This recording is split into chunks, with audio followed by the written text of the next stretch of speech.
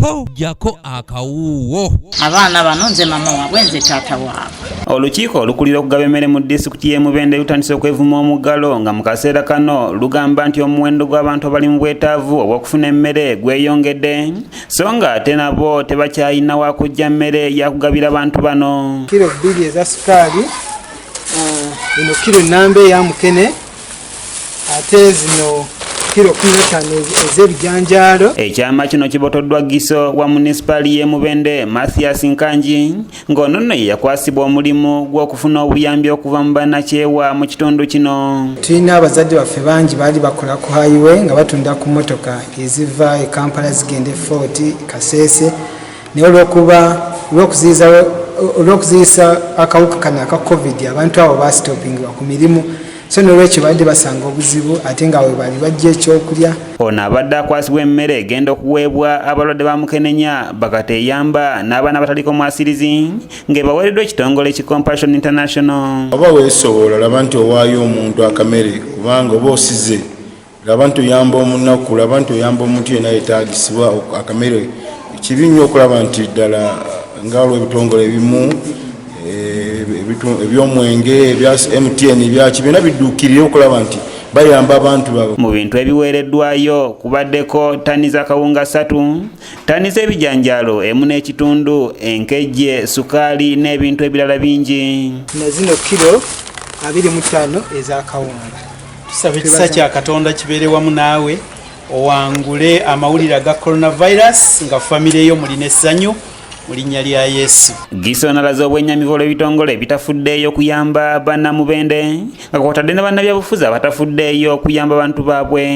N'abaana ba politician abeesimbawo baganya okuvaayo okuyamba abantu baabwe, bagenda kujja banoonya obulungi babagambye lwaki temwatuyamba mu biseera by'enjala. So nkubiriza omuntu yenna waali bw'oba olina akasente iwaayo oyambe abantu ba Uganda, abantu b'e Mubende. Abamu ku bantu abafunye ebintu bino batunnyonnyodde embeera ey'omugalo nga bwe bayisizza nga bangi ku bo bagyekokkola. Abaana baali basatu okusinzizaako nga bwe mbadde nfumba nga bwe tuli ewaka.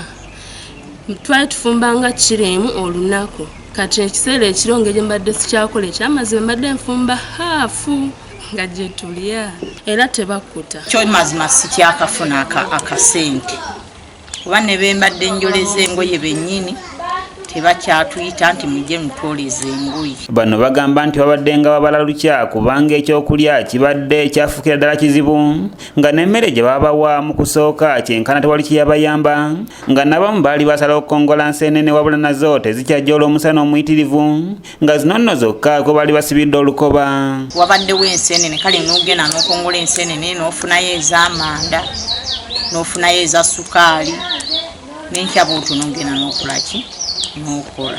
Emmere twagifuna naye kiro 6 oba 5 ze batuwa ng'olina abaana 12 ddala nga kuliko n'abalala nga bwe nkunyonnyodde akawunga kolooza. Wabula era bano bagamba nti okuva omugalo lwe gwayongezebwayo bayita mu kaseera kazibu kubanga n'obusente bwe baali batereseeyo mu kaseera kano bwaggwawo dda. Naye kati bagenda okugamba nti bannange tunaatera okubata n'embeera n'essuubi. Buno newe buba buweddewo nja kugamba omwami wange anteeremu wadde 5 nziremu nkole kineeyi ate nali ndi awo nti atubongeddeyo katawulira obulumi. Abakulu okuva mu Compassion International nga bakulembeddwamu Kibuuka Peter bagamba nti ebintu bibagabye bigenda kuyamba abantu bano kubanga batadde ebirungo ebizimba omubiri mu mmere eno gamba ng'enkejje naddala ku baana abakyali abato.